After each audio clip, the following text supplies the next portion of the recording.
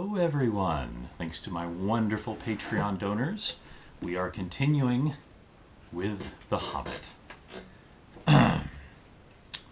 Chapter 4, Overhill and Underhill. There were many paths that led up into those mountains and many passes over them, but most of the paths were cheats and deceptions that led nowhere or to bad inns, and most of the passes were infested by evil things and dreadful dangers. The dwarves and the Hobbit, helped by the wise advice of Elrond and the knowledge and memory of Gandalf, took the right road to the right pass. Long days after they had climbed out of the valley and left the last homely house miles behind, they were still going up and up and up. It was a hard path and a dangerous path, a crooked way and a lonely and long. Now they could look back over the lands they had left, laid out behind them far below. Far, far away in the west, where things were blue and faint, Bilbo knew there lay his own country of safe, comfortable things, and his little hobbit hole. He shivered. It was getting bitter cold up here, and the wind came shrill among the rocks. Boulders, too, at times came galloping down the mountainsides, let loose by midday sun upon the snow, and passed among them, which was lucky, or over their heads, which was alarming. The nights were comfortless and chill, and they did not dare to sing or talk too loud, for the echoes were uncanny, and the silences seemed to dislike being broken, except by the noise of water and the wail of wind and the crack of stone. The summer's getting on down below, thought Bilbo, and haymaking is going on and picnics. They'll be harvesting and blackberrying before we even begin to go down the other side at this rate. And the others were thinking equally gloomy thoughts, although they had said goodbye to Elrond in high hope of midsummer morning. They had spoken gaily of the passage of the mountains and of riding swift across the lands beyond. They had thought of coming to the secret door in the lonely mountain, perhaps that very first next moon of autumn. And perhaps it will be Durin's day, they had said. Only Gandalf had shaken his head and said nothing. Dwarves had not passed that way for many years, but Gandalf had, and he knew how evil and danger had grown and thriven in the wild since the dragons had driven men from the lands, and the goblins had spread in secret after the battle of the mines of Moria. Even the good plans of wise wizards like Gandalf and of good friends like Elrond go astray sometimes when you are off on dangerous adventures over the edge of the wild, and Gandalf was a wise enough wizard to know it. He knew that something unexpected might happen, and he hardly dared to hope that they would pass without fearful adventure over those great tall mountains with lonely peaks and valleys where no king ruled. They did not. All was well until one day they met a thunderstorm. More than a thunderstorm, a thunder battle.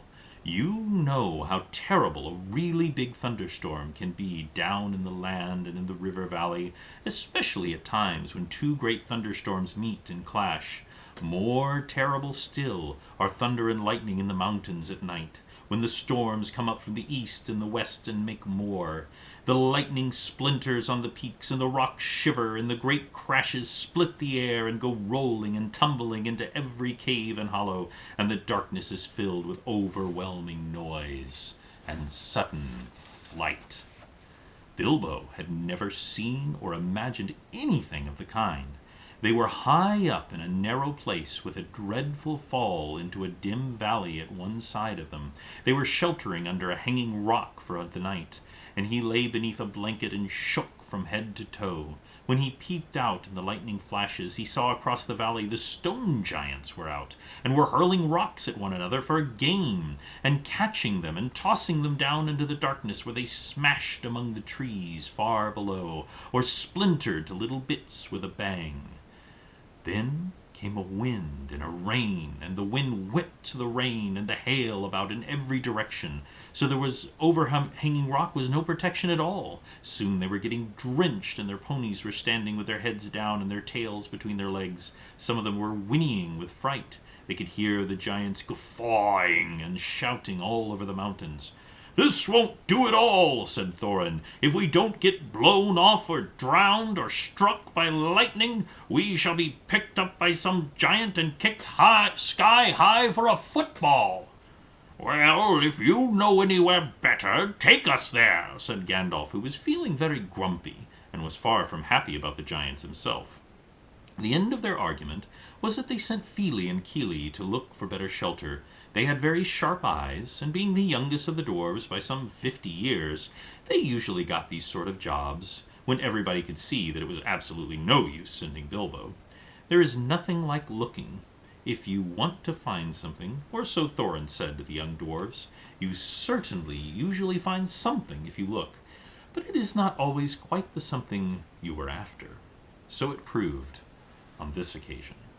Soon Fili and Kili came crawling back, holding on to the rocks in the wind. "We've found a dry cave," they said, "not far from the next corner, and the ponies and all could fit inside."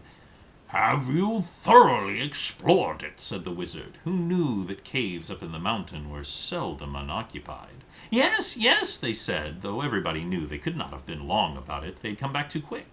"It isn't all that big, and it does not go far back." That, of course, is the dangerous part about caves. You don't know how far back they go sometimes, or if there's a passage behind may lead to, or what is waiting for you inside. But now Fili and Kili's news seemed good enough, so they all got up and prepared to move. The wind was howling and the thunder still growling, and they had business getting themselves and their ponies along. Still, it was not very far to go, and before long they came to a big rock standing out in the path. If you stepped behind, you found a low arch in the side of the mountain. There was just enough room to get the ponies through with a squeeze, and when they had been unpacked and unsaddled, as they passed under the arch, it was good to hear the wind and the rain on the outside instead of all about them, and to feel safe from the giants and their rocks. But the wizard was taking no risk. He lit up his wand, and he did that day in Bilbo's dining room that seemed so long ago, if you remember. It seemed quite a fair size, not too large and mysterious. It had a dry floor and comfortable nooks. At one end there was room for the ponies, and they stood, mighty glad of the change, steaming and champing in their nose bags. Owen and Glowin wanted to light a fire at the door to dry their clothes, but Gandalf would not hear of it. So they spread out their wet things on the floor, and got the dry ones out of their bundles, and they made their blankets comfortable, got out their pipes and blew smoke rings, which Gandalf turned different colors and set dancing to the roof to amuse them. They talked and forgot about the storm. They discussed what each would do with his share of the treasure when they got it, which at the moment did not seem impossible. And so they dropped off to sleep one by one. And that was the last time that they used the ponies, baggages, tools, and paraphernalia that they had brought with them. It turned out a good thing that night that they had brought little Bilbo with them after all, for somehow he could not go to sleep for a long while, and when he did sleep, he had very nasty dreams. He dreamed that a crack in the wall at the back of the cave had gotten bigger and bigger, and opened wider and wider, and he was very afraid, but he could not call out or do anything but lie and look. He dreamed that the floor of the cave was giving way, and he was slipping, beginning to fall down, goodness knows where to. At that he woke up with a horrible start, and found that part of his dream was true. A crack had opened at the back of the cave, and was already a wide passage. He was just in time to see the last of the pony's tail disappearing into it. Of course, he gave a very loud yell, as loud a yell as a hobbit can give, which is surprising for their size. Out jumped the goblins, big goblins, great ugly goblins, lots of goblins.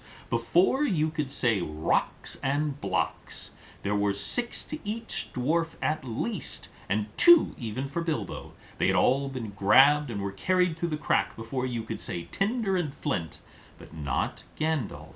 Bilbo's yell had done that much good. It had wakened him up wide in a splintered second, and when the goblins came to grab him, there was a terrific flash like lightning in the cave, a smell like gunpowder, and several of them fell dead.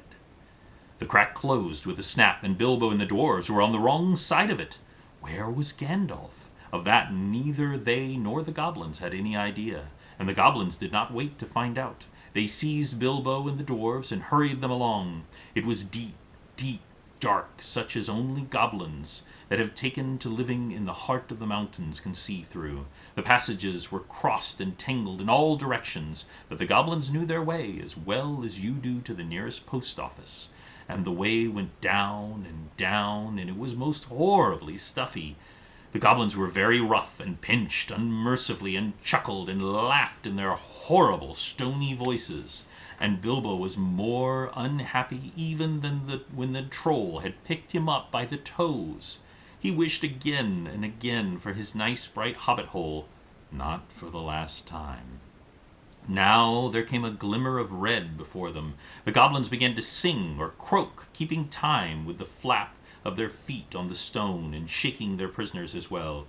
Clap, snap, the black, crack, grip, grab, pinch, nab, and down, down to Goblin Town you go, my lad. Clash, crash, crush, smash, hammer and tongs, knockers and gongs, pound, pound, far underground. Ho, ho, my lad. Swish, smack, whip, crack, batter and beat, yammer and bleat. Whack, whack, nor dare to shrink, while goblins quaff and goblins laugh. Round and round, far underground, below, my lads, ha ha! It sounded truly terrifying, the walls echoing to the clap, snap, and the crush, smash, and to the ugly laughter of their ho-ho, my lad. The general meaning of the song was only too plain, for now the goblins took out their whips and whipped them with a swish, smack, and set them running as fast as they could in front of them, and more than one of the dwarves were already yammering and bleating like anything when they had stumbled into the big cavern. It was lit by a great red fire in the middle, and by torches all along the walls, and it was full of goblins. They all laughed and stamped and clapped their hands when the dwarves, with poor little Bilbo at the back and nearest to the whips, came running in. And while the goblin drivers whooped and cracked their whips behind, the ponies were already huddled in a corner, and they were all their baggages and package lied broken open, and rummaged by the goblin, and smelt by the goblins, and fingered by goblins, and quarreled over by goblins. I am afraid that was the last they ever saw of those excellent little ponies, including a jolly sturdy little white fellow that Elrond had lent to Gandalf, since his horse was not suitable for the mountain paths.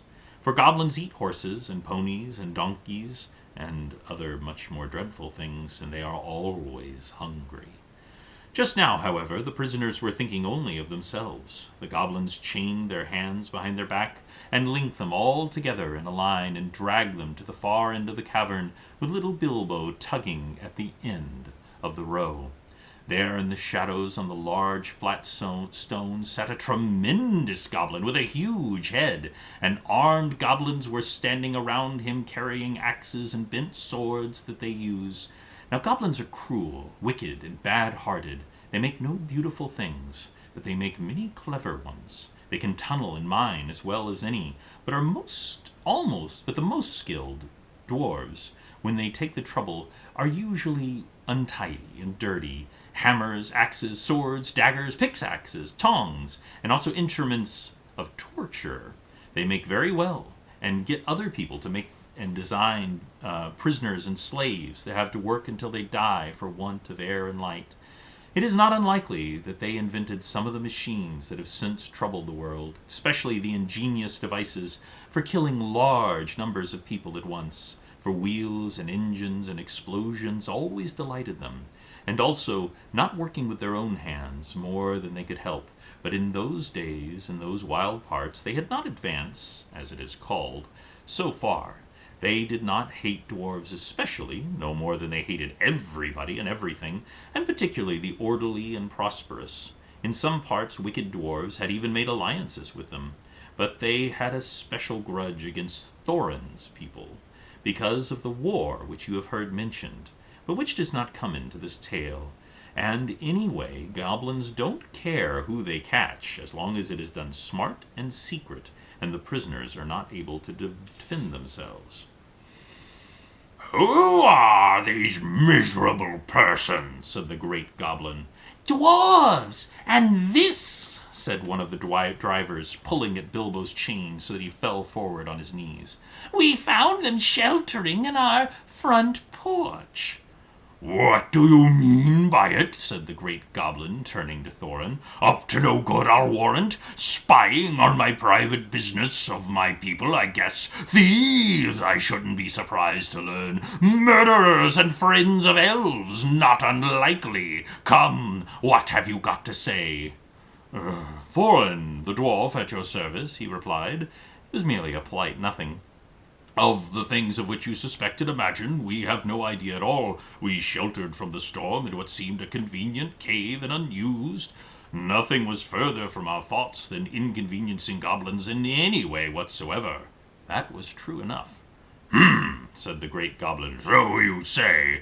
Might I ask what you were doing up in the mountains at all? And what you were coming from? And where you were going to? In fact, I should like to know all about you. Not that it will do you much good. Thorin Oakenshield, I know too much about your folk already. But let's have the truth, or I will prepare something particularly uncomfortable for you."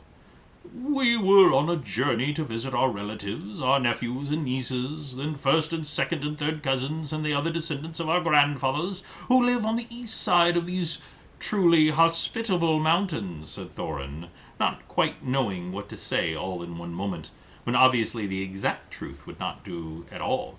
"He is a liar, O truly tremendous one," said one of the drivers. "Several of our people were struck by lightning in the cave when we invited these creatures to come below, and they are as dead as stones. Also, he has not explained this." And he held out the sword which Thorin had worn, the sword which came from the troll's lair. The great goblin gave a truly awful howl of rage when he looked at it, and all the soldiers gnashed their teeth, clashed their shields, and stamped. They knew the sword at once. It had killed hundreds of goblins in its time, and the fair elves of Gondolin hunted them in the hills and did battle before their walls. They had called it Orcrist, Goblin Cleaver, but the goblins simply called it Biter. They hated it, and hated worse anyone who carried it. "Murderers and elf friends," said the great goblin. "Slash them, beat them, bite them, gnash them, take them away to dark holes full of snakes, and never let them see the light again." He was in such a rage that he jumped off his seat and himself rushed at Thorin with his mouth open. Just at that moment, and that's where we'll end today.